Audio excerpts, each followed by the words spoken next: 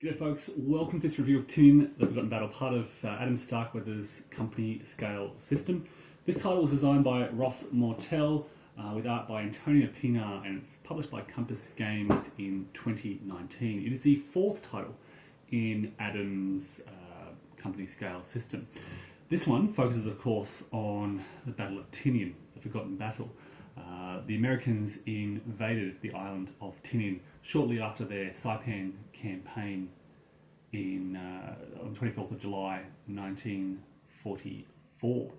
They invaded in the northwest with two Marine divisions. The 4th Marine Division made the initial landings, followed shortly afterwards by the 2nd Marine Division, and they split the island in half, with each Marine Division taking a separate half of the island and advancing towards the south, towards Tinian town. The campaign took about a week and is widely regarded as one of the most successful amphibious invasions of the Second World War, largely due to the relatively low US casualties compared to the very high Japanese casualties. The game itself and the company scale system, it's hard to talk about Tinian without talking about the company scale system. This is my first foray into CSS. I've played all of the other GTS games. This is my first attempt at CSS. I bought this, Saipan, and Mortell at the same time, and Adam suggested starting with this. And it's a great recommendation. It is a very nice introduction to the company scale system. Scenario 1 starts off with this nice little invasion jig day scenario. And I made some rules goofs on that if you can watch my video. Scenario 2 starts at the start of the second day when the Americans are trying to capture Mount Lasso in the center. There's a third scenario which focuses on the southern half of the campaign, which I didn't do. And then I played scenario 4, which is a full campaign. And by that stage, I had 99% of the rules grasped, and was really then just making tactical errors along the way. There's a lot to get your head around. This is a big, complex game. What I love about it is it's one map, and if 22 by 34 inch map, and even if you're limited by table space, a lot of the scenarios and a lot of the action really takes place on half of that map, on the northern half of the island. By the time the campaign moved to the south here, this is pretty much half a day of activity in my campaign. Yours may be longer depending on what happens. I'll talk about replayability in a moment, but first point, a very playable, accessible, heavy, complex game. I hesitate to call it a monster game because the campaign is only about a week long, and you could well play this within a single day, the full campaign within a single day. Two experienced players could move through this quite quickly. As I said, it borrows from the GTS system. I'll try not to make too many comparisons, but it uses that same chit draw mechanism, company scale, firepower ratings. You have direct fire, indirect fire, and assaults, much like in GTS.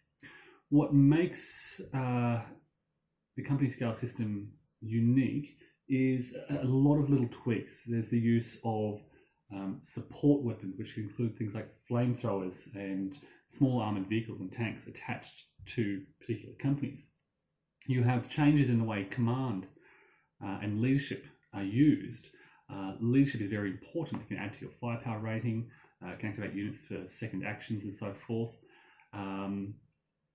There is, I mentioned through some of my playthrough videos, a great disparity in the forces here. This is, as I mentioned in one video, it's inevitable that the Americans will capture Tinian. They vastly outnumber the Japanese defenders. And I said a couple of days ago, this is a masterful piece of design work by Ross Mortell and Adam Starkweather. The Americans are guaranteed to capture the island. So how do you then give the Japanese a chance to win the game? How is this reflected? How can the Japanese player have fun?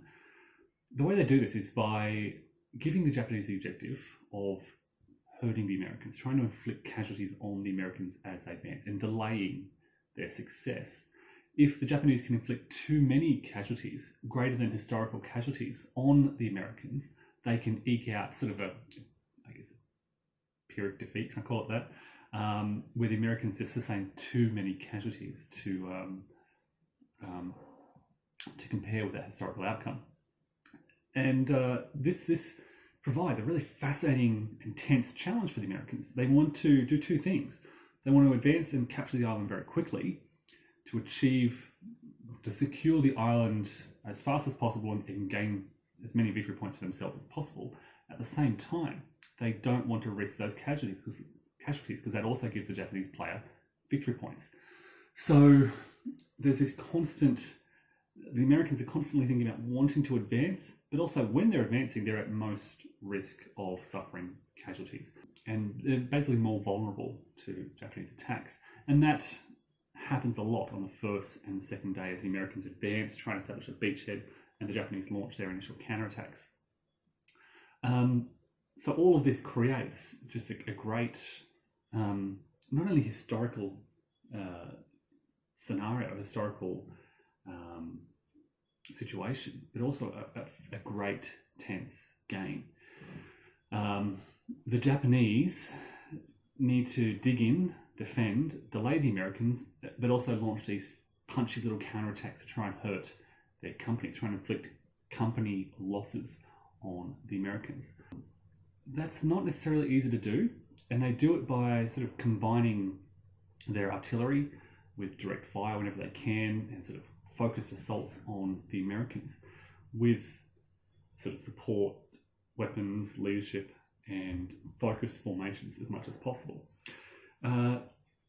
Formations, much like in GTS, formations sit closer together and they work closely together, particularly the Japanese. They have very small formations, and their formation activations are pretty small formation activations. Might only be 4 or 5 companies activating, but they can be quite powerful and hard hitting against those Americans, particularly if they're exposed whilst moving throughout the island. In terms of Tinian itself, and again, I haven't played any of the other company scale system games yet. This is my first sort of exploration. Tinian, the Japanese really start in very secure defensive positions, and they want to kind of stay in them as much as possible. The Japanese want to use this defensive terrain to their advantage to try to minimize casualties. And it's tough to do that for long. The Americans just bring overwhelming firepower. Their naval guns can fire on the Japanese positions. They have air support, which can fire on the Japanese positions. They just have so many formations. So the campaign is essentially the story of this massive American invasion and this desperate Japanese defense mixed with these quick counterpunches. The two sides play very differently. The Americans have large formations, and when they activate, they're activating 9 companies perhaps in a formation. I haven't counted them. When the Japanese activate their formations, as I said, 4 or 5. So the Americans are hitting harder with larger forces. The Japanese really feel like they're on the back foot and outgunned and outnumbered. But when they do inflict that 1 or 2 company casualty among the Americans, it's a small victory. The Japanese can lose half a dozen companies, and then when they hit the Americans back and they kill 2 companies, it's a big victory for the Japanese.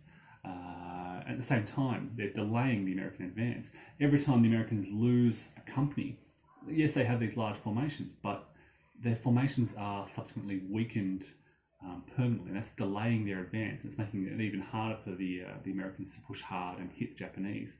So the game comes with some great charts and tables, and of course the terrain effects charts, which are consulting throughout the game. The combat results table is greatly simplified compared to the Grand Tactical series. It's very easy to follow. Instead of inflicting cohesion hits or sort of eliminations on units, you're mainly inflicting disorganization hits, disorganization points on enemy units. And as these build up, once they hit disorganization level 4, the next disorganization point inflicted on that unit will cause a company loss. And that's really what you're focused on. There is a chance of eliminating hard targets, but that's pretty rare, and it's only for hard targets. Mainly when you're firing the hex, you're inflicting those disorganization points on all units within that hex. And this is contagious. Units carry their disorganization with them until they rally and recover. The charts, some small points of criticism. The charts sort of summarise direct fire strength, indirect fire strength modifiers, but it doesn't cover everything. The assault modifiers are greatly summarised.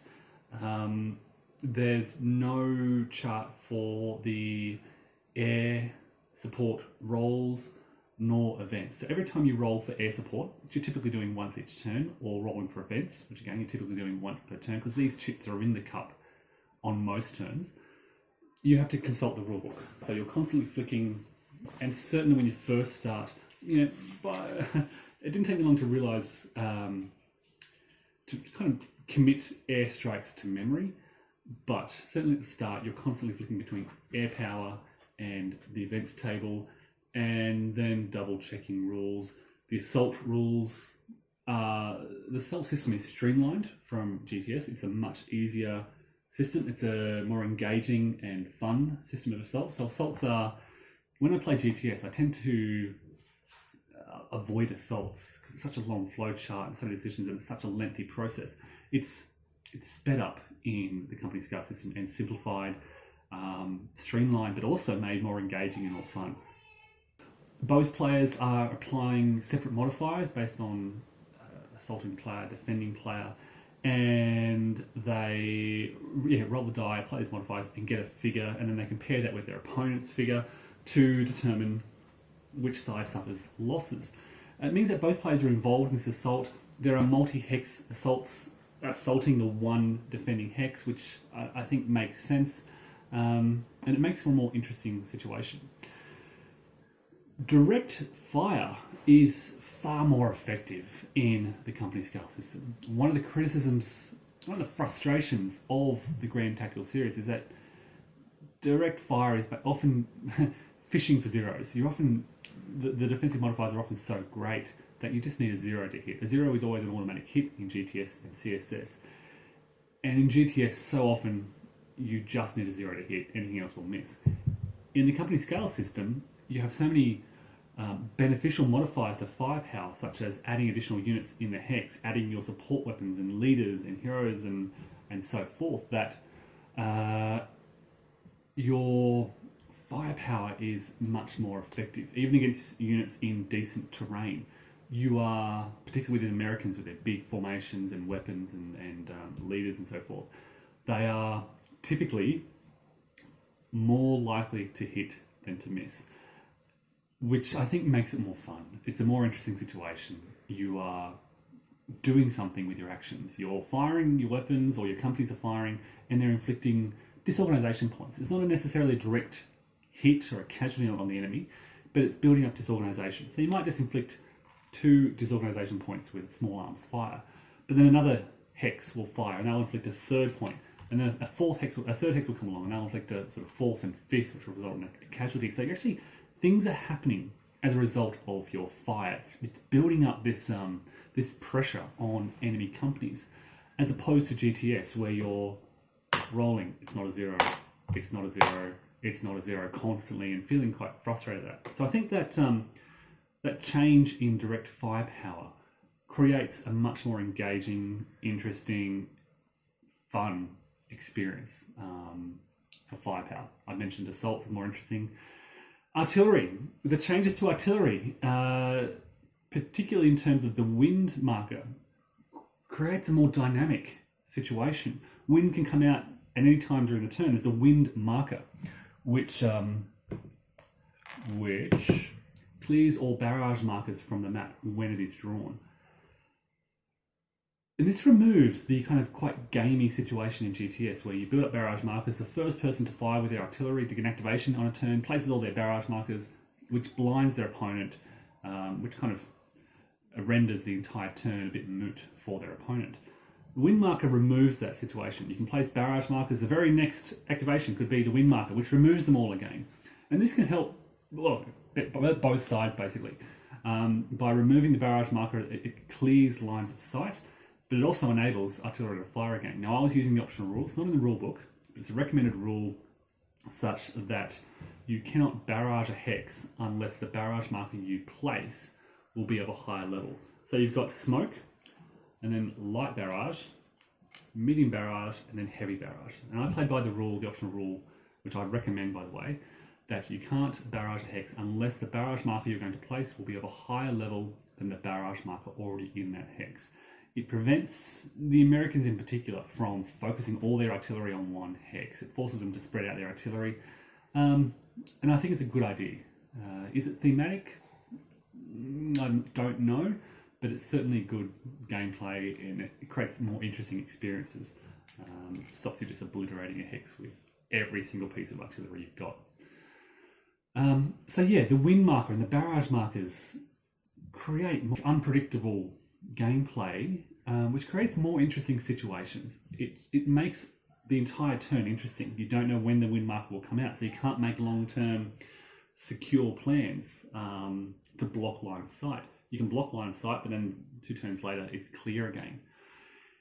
The line of sight rules have changed compared to the Grand Tactical series. They are slightly more complex, but in Tinian, it was largely inconsequential. The Americans, there is such tight, close quarters fighting throughout this campaign that line of sight, there was never, ever any uncertainty about line of sight. It was always crystal clear. The Americans are always pretty much directly adjacent to these Japanese units. The Japanese are in their sort of pillboxes and trenches and so forth. So they can always see directly adjacent hexes, even at night. There are rules for illumination. The Americans can illuminate hexes at night to fire on Japanese positions. I don't think I use this at all because the Americans are always right there and there's one hex visibility at night. They're always right next to them, so I never really needed to see more than that one hex. What else? So in Tinian in particular, the terrain is a key feature of the battle. There is your rocky terrain around Mount Lasso, Mount Margaret, sort of in the centre, and then most of the island is covered in sugarcane. A fascinating feature of this is that if you're using a flamethrower attack, the hex can catch fire, and this fire can, and in fact did, spread up in the north. This forces the defender in the hex to basically leave that hex or suffer from the fire, but it can also spread, and we had an interesting situation up in the north where the spreading of this fire created a bit of a barrier where the Americans couldn't move through it. They had to move around these sugarcane hexes that were on fire. There are, of course, 2 main roads, one on the west side of the island, one in the east, via which the Americans will move from the north to the south, and then Tinian Town in the south. And that's pretty much it for terrain features. This creates sort of several key focus areas of fighting. Again, in a small map, you've still got a lot of fighting going on. You've got the fighting around the sort of beaches and the beachhead. You've got the fighting up in the north near Ushi Point Airfield and Airfield number 3 and the radio station, where a lot of the Imperial Naval Forces start in decent entrenchments. Then you've got the fighting around Mount Marga, Mount Lasso, up in this elevated and rocky terrain, which gives the Japanese a good defensive position. There was a bit of a scattered fighting out in the east near some caves and perhaps in the middle in the sugar canes, but then the second set of fighting, and perhaps even a third, down in the south near Tinian Town and in some sort of rocky outcrops down in the far south. And the Japanese can certainly establish some defensive positions down here to further delay the Americans as they try to capture the island. So I've only played through the campaign scenario 4 once, but I mean, already there's a sense that I'd like to set it up and play it through again. There's a sense that I'm still making some tactical errors. I want to try more with the Americans. So I get the sense that there's a lot of replayability here.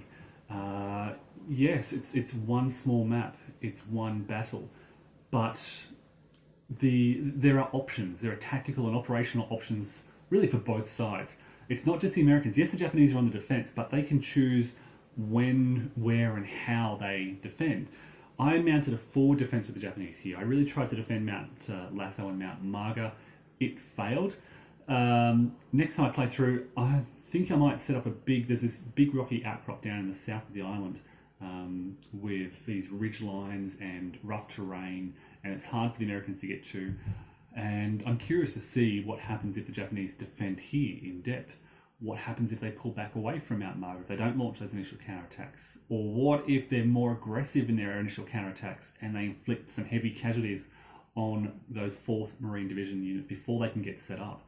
This is when the Americans are most vulnerable, when they land, when their units are not yet deployed, when they're scattered and isolated, they don't have their support weapons or leaders or headquarters, and the Japanese can really hit them and hit them hard to potentially inflict some heavy casualties. I hit somewhat with these small punches, but Yeah, what if I hit harder? What about splitting my forces in two and having a defense here? There's a lot of options here for the Japanese player on the defensive. They're not just entirely static. Once they're in their positions and the Americans vastly outnumber them, yes, they kind of want to be static. And I was spending a lot of my time as a Japanese just trying to rally from this disorganization to try to prevent these units from being eliminated.